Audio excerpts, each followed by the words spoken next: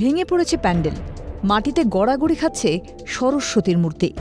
রবিবার মধ্যরাতে সরস্বতী পুজোর পিকনিক ঘিরে বচসা। পুজো উদ্যোক্তা তথা একদল কিশোর কিশোরীকে মারধরের অভিযোগ পাড়ারই দুই পরিবারের বিরুদ্ধে। ঘটনাস্থল জলপাইগুড়ি শহরের নিউটাউন পাড়া। দুটা ছেলে মিলে মারছে। দুটা। এটা কখন হয়েছে? এটা কালকে রাতে। তখনই কে আইছে, কে কাকে হিট করলো ফট করে বাচ্চাগুলোকে। তখন আমরা গেছি, তখন আমাদের চারটা মেখে ধরে মারছে। কে আমাদেরকে মাইরে উইরে একটার নাম হলো মঙ্গল দাস, একটার নাম হলো রোহিত দাস। সুস্থ অবস্থায় ছিল, কালকে যখন গন্ডগোল করেছে না, মাল খাইছে। মঙ্গল দাস মাল খাইছে। এটা কি সবসময় ঝামেলা করে? সবসময় ঝামেলা করে। হাত দিছে, আমরা যখন মেডিকেল রিপোর্ট করাতে গেছি, এসে দেখতেছি এগুলো সাত ছেড়া। এখন আমরা কাকে ধরবো?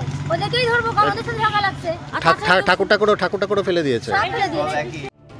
প্রতিবারের মতো এবারও সরস্বতী পুজোর আয়োজন করে নিউটাউন পাড়ার একদল কিশোর কিশোরী।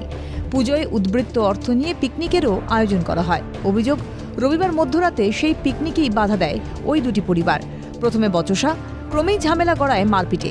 মাটিতেই পিকনিকের রান্না ফেলে দেওয়ারও অভিযোগ ওই দুই পরিবারের বিরুদ্ধে। আমার বাড়িতে ছেলে মেয়ে যাহা তো ডান্সার, আমার মেয়ে, আমার বাড়িতে লোক আসতেই পারে। তাতে তো তোদের বাড়িতে তো যাচ্ছে না যে তোদের কোনো প্রবলেম হবে। আমার বাড়িতে আসতেছে, আমার যদি কোনো প্রবলেম না হয় সেটার জন্য কালকে আমাকে বলতেছে তুই একটা এইখানে একটা বাজে একটা মানে গ্রুপ খুলে রাখিস। যখনই একটা অনুষ্ঠান হয় তখনই ওরা এরকম। কেন অন্তত আমার বাড়িতে কোনো অনুষ্ঠান হলে না স্যার, সব সময় হয় এটা, আমার বাড়ি নিয়েই হয় এটা। এখন কি জানি মদ খায় এরকম করে লাগছে, এখানে লাগছে, জোরে লাগছে। যদিও মূর্তি ভাঙার অভিযোগ অস্বীকার অভিযুক্ত পক্ষের। আমি রাত্রেবেলা 11:30টার দিকে আমি যখন বাড়ি ফিরি, তখন রাস্তায় কিছু আমাদেরই পাড়ার ছেলে ফেলে সবাই মিলে মদ খাচ্ছিল। যখন আমি তাদেরকে সরতে বলি, তারা সরে না, অথচ আমাকে মারধর করে এবং যে মিথ্যে অভিযোগ দিয়েছে ওরা যে প্রতিমা নাকি আমরা ভেঙেছি, সেটা পুলিশ তদন্ত করে দেখুক। রাতেই কোতোয়ালি থানায় এক প্রস্থ অভিযোগ। সেই সঙ্গে সোমবার দুপক্ষের তরফেই থানায় লিখিত অভিযোগ জানানো হয়। সমালোচনায় সুর রাজনৈতিক শিবিরেও।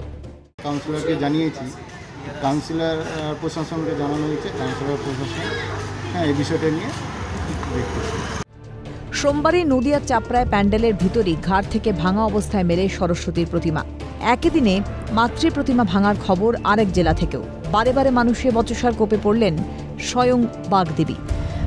মানুষে মনোমালিন্য লুণ্ঠিত হলেন বিদ্যার দেবী। তিতাস পালের রিপোর্ট, ক্যালকাটা নিউজ।